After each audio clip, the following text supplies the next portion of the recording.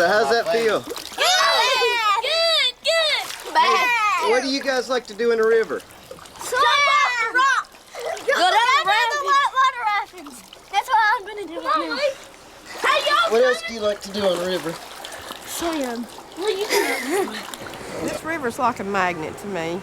I grew up with the river as my backyard. I learned to swim. I could swim like a fish. I loved it. I love this river. I'll never be able to leave it. It's my home river. It's my favorite river on the planet. And I've been in Nepal, Ecuador, Costa Rica, Mexico, Brazil, Canada, all of the United States, and it's just my backyard river. It's awesome. It's very rare that you see a river that is 50 yards wide or more that has 180 foot per mile gradient. And that's just incredible. And it's frustrating at the same time because it is such a unique, beautiful area. But there's definitely some problems with the logging and the mining and the organic pollution from the straight pipes from houses upstream.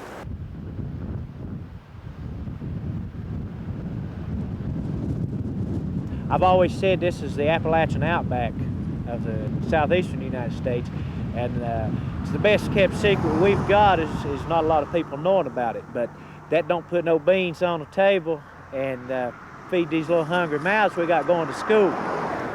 So we must tap into that in a responsive way where we can all live comfortably and leave something for the future generations to make a living off of.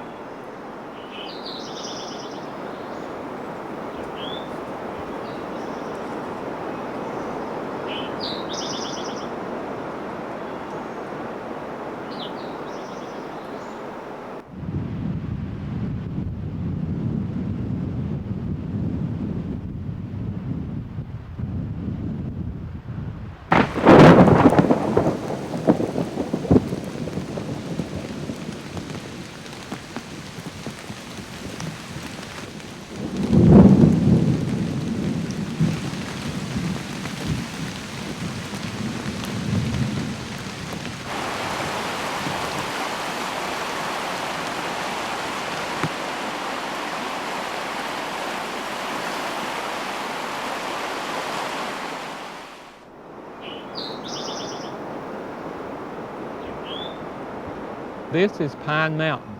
It marks the western front range of the Appalachian mountain system.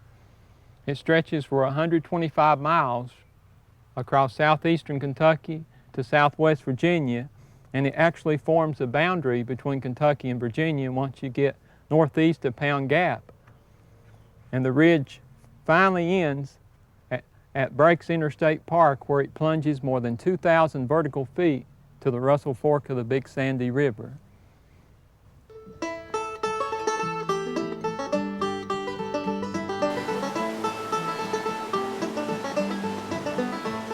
The Russell Fork means a great deal more to me than just a river. This is the land that these waters sustained, and this is the land that sustained my people. Ancient Indian people used this as a route from north to south.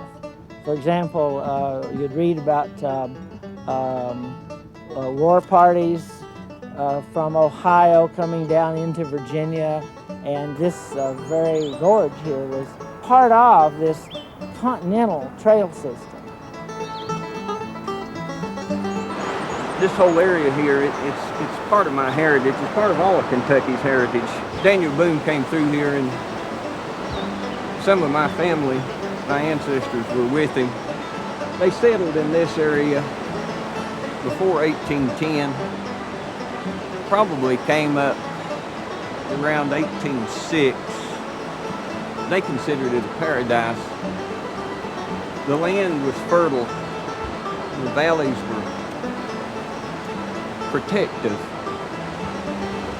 It's just a wonderful part of this world.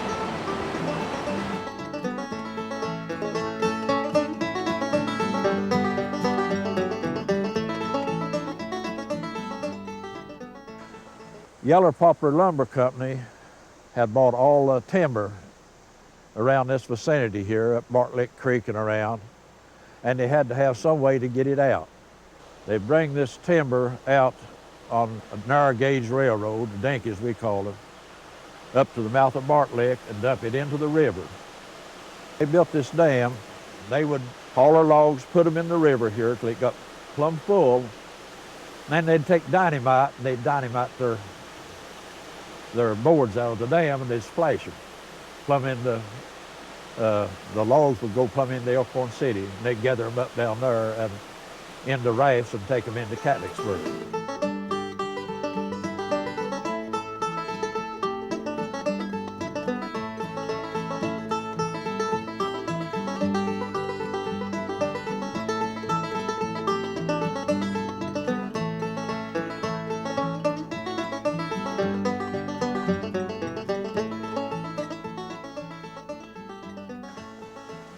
I believe it's a year or two after they got the dam built that the clinch field come through here with the railroad. The railroad was put through here primarily to tap this coal reserve here. They started putting these mines in, and that's how the people made their living here. But this mine here has been mined out since in the latter 50s. It mined out. Splash Dam up here, as I knew it, it mined out in the 60s.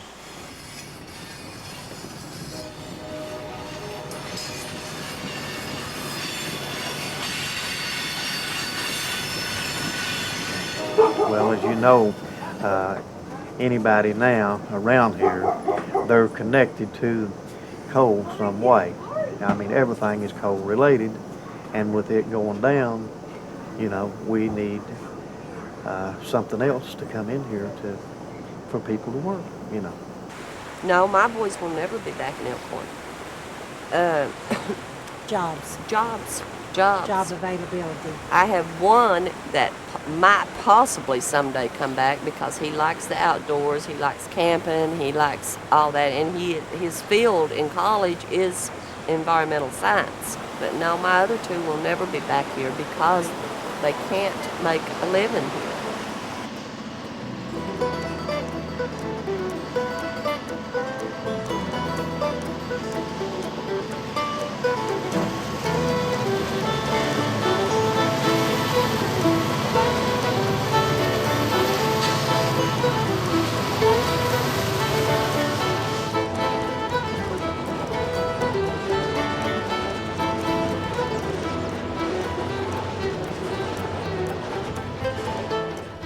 We've had timber, coal, and gas, and now we've only recently realized that tourism could be a viable form of industrial development. It's not something that's going to save us, but it could be a piece of that puzzle that we're missing.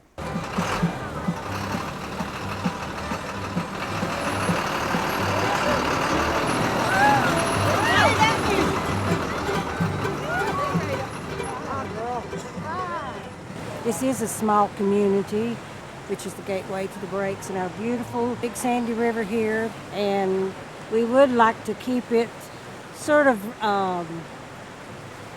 like the old times, the old days, but yet have the atmosphere to where we can have people come into our area and appreciate the beauty that we do have here.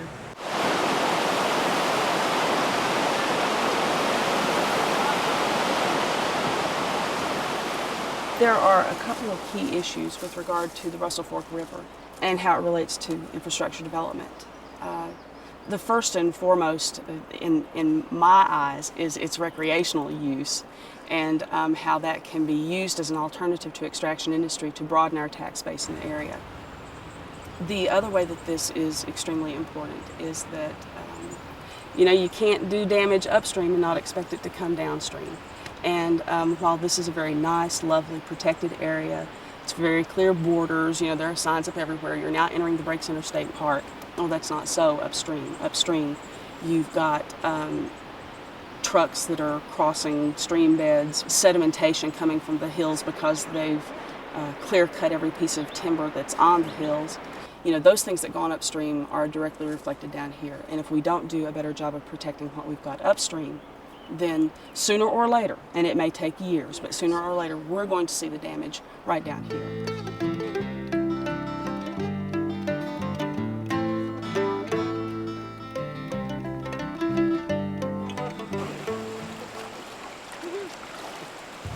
kind of fallen in love with this place though through paddling, and have gotten interested in what lives in the river.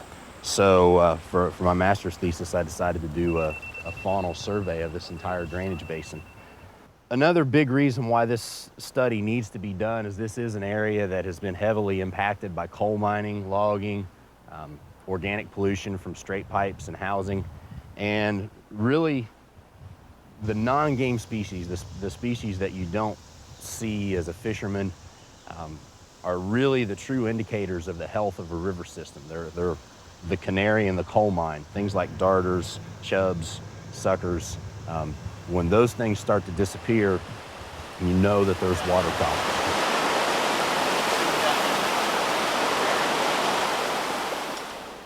If that water quality is poor, if we can see that that this water is not going to be beneficial from a health perspective, from a human use perspective, then automatically we put ourselves as a community in a position where we're not able to offer the one non-negotiable resource to individuals who may want to move here, live here, develop companies and organizations here, because it's a beautiful place. But of course they wouldn't want to do that if they're not going to have their basic needs met.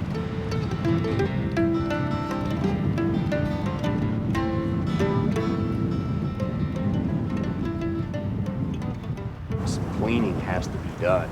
As those problems are cleaned up, I think more tourists will come in, and it's kind of I guess a cycling effect there, where if you get more tourists in here, they'll demand that those things are cleaned up.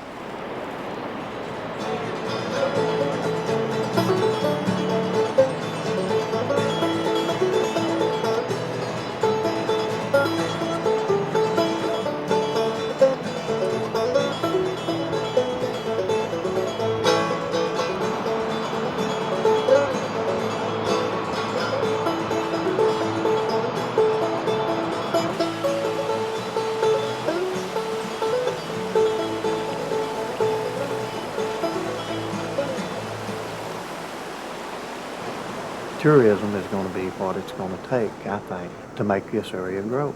And we've got everything here that it takes for, to offer to people. If it's just developed, all it's got to do is to be developed. I lived in Pigeon Forge back when there wasn't nothing in Pigeon Forge. When I lived there, they had a few little stores, had a drive-in theater and one restaurant. And now, buddy, it is really something, isn't it? I come here in 1969, and the first time I come here, I said this was a baby Pigeon Forge.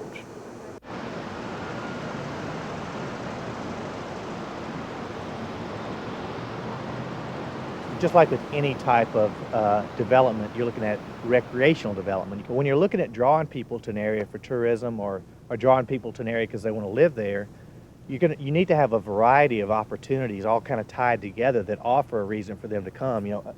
This area's got a beautiful state park. You're going to have this gorgeous trail that's going to run 110 miles down the Pine Mountain. You've also got opportunities for people to come whitewater rafting or kayaking. You've got opportunities for people to come and learn about the history of the area. When communities and areas are successful in terms of recreation and tourism, what they do is they knit together a bunch of different opportunities into a package, all kind of with a similar theme that ties them together. You're not going to draw the same kind of people when you start talking about a trail versus a Disneyland type amusement park. Those are two totally different concepts that are in opposition to each other in a lot of ways. So you want to mesh things together that all kind of function together. Trails and nature parks, the concepts need to be consistent across the board. Before you know it, you may have a spectacular resource that's discovered. This whole group is with Carolina Canoe Club, and we're from Raleigh, North Carolina. We come up every year. It's just so pretty up here, we can't pass it up. One of the things that's nice is, except for us, it's usually not that crowded. So try to come up here at least once a year. It's a lot of fun. It's a real pretty river. Appreciate it.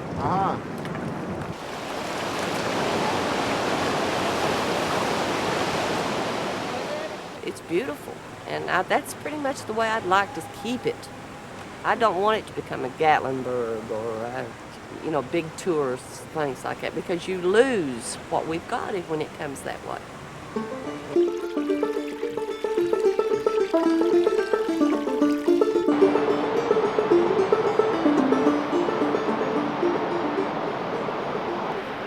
There's no commercialism, which is good in one sense. In the other sense, I know it don't get as many people here, but it is kind of the one place that we found where you don't have a lot of commercialism, and it's still you can get what you want to see.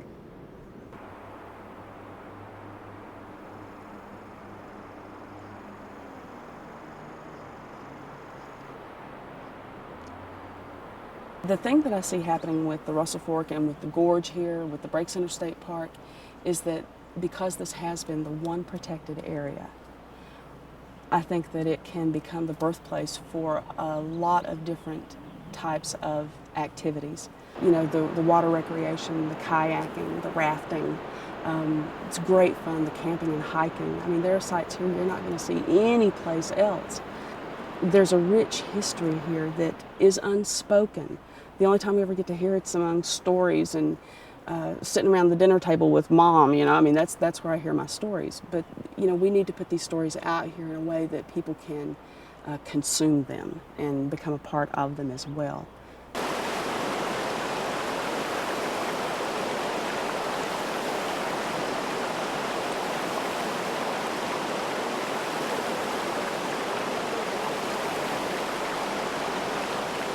They do a lot of kayaking now, but when I was a boy, we just went out where they'd change a tie out in the railroad, and we'd shuck it out in the river. We'd get on that tie and just ride it, you know.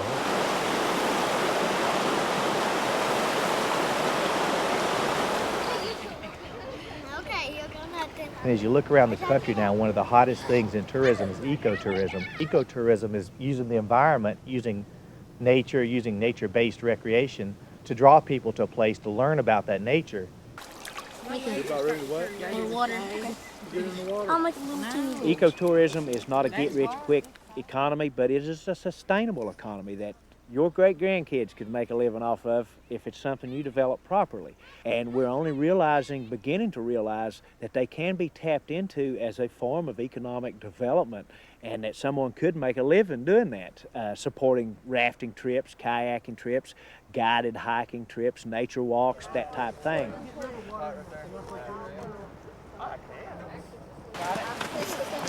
Somebody comes rafting, they're going to come with a smile and with the eagerness to go and have fun. All forward. All forward. All forward. It'd be a growing business. It'd be a big boost to the community and to the economy around here if we could get it during the summertime. 8 runs in October is all we get. We get 4 days. The weekends only in October. So well, how do you make a living the rest of the year? Rest of the year, I'm a coal miner.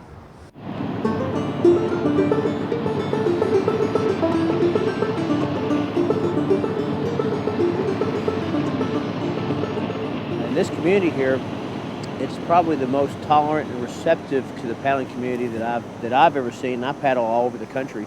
Sort of has that southern hospitality feel in the mountains approach to the paddlers. And maybe some of it's the economics of the area as well, you know. I mean, paddlers, they don't have a lot of money, but they come in here during a season like the fall season and they're spending dollars, and the local economy feels it and they appreciate it. And so we have a great relationship with the local communities in this area.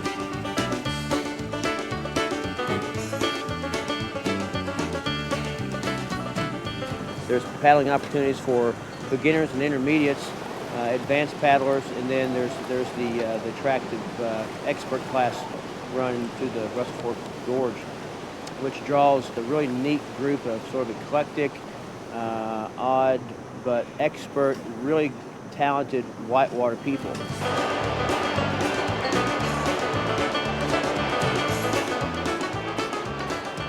In the month of October, the John Flanagan Dam Upstream scheduled their fall releases to where we can provide world-class whitewater rafting on these rapids. Yeah, family-oriented rafting from John Flanagan down to the Garden Hole area, and then you hit the world-class experience on part of the river.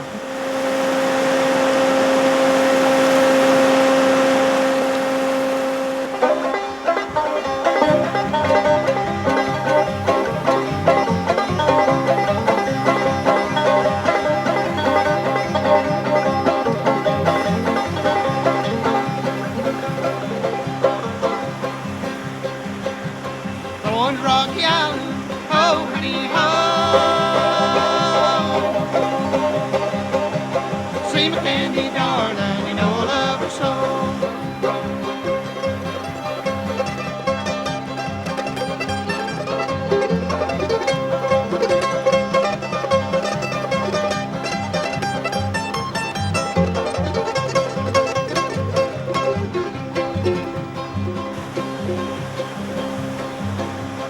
Going on the mountain, I saw a little cane,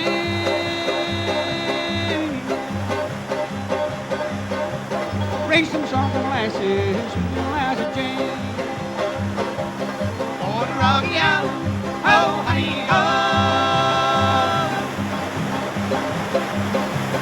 See my candy darling, you know I love her so.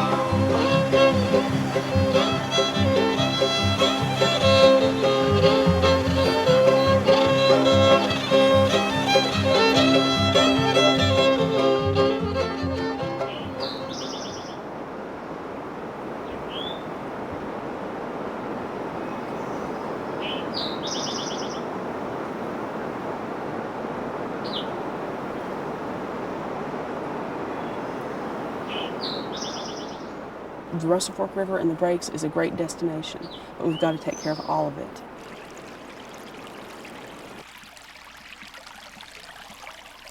There has to be some way that extraction industry can continue to exist here and still be able to maximize and preserve what we have for the use of alternate business. How to have that happen, I'm not really sure. It's an economic machine, and that takes political power to change, and that takes a mindset to change, and that's going to depend on the people.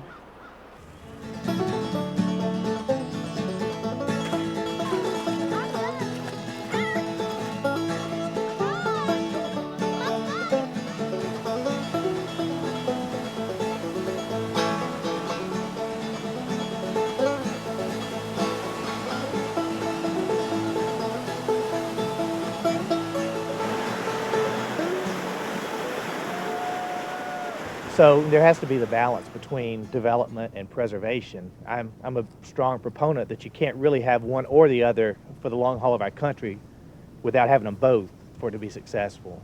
When you can't preserve everything, because we know there are a lot of people here in the country, and I think what you do is you preserve the special best places, and then you try to provide opportunities to do proper development in places where you haven't preserved. You don't want to put a mall on the edge of this canyon, because that takes away from what's special there. So you're going to have that balance, and I think every community kind of has to find that balance. And I think the people in that community can usually tell when the balance has been thrown off and you've started developing too much and not preserving enough. Development's nice, but if you don't preserve something worth having, then you're not going to want to live there for the long haul yourself either.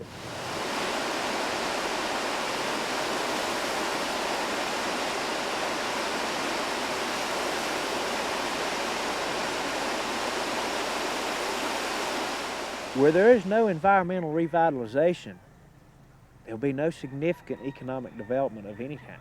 So the sooner we start taking care of our world that we live in and teach others and direct others in the proper usage of this world, then the better off we're all going to be. Our old timers, they knew how to manage the land and take from the land just what they needed and then give back to the land and allow the land to rest. And I think that's something that in our hurry-up way of life, maybe if we do take our time and think about what we're doing a little bit more, that we won't see these significant impacts that's changing things for the worse, but instead they'll be changing it for the better, for the future generations to enjoy.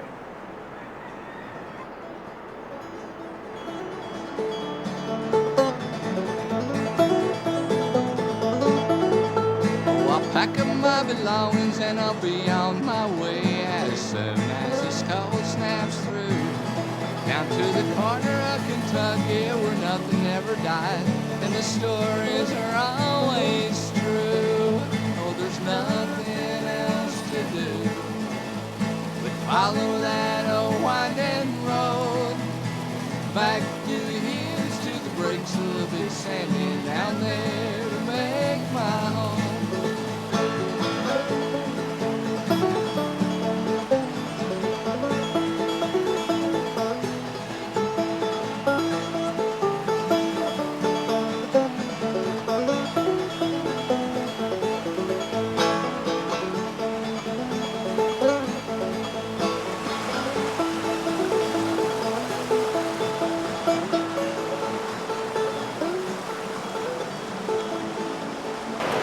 Now that's what you call a first-class run.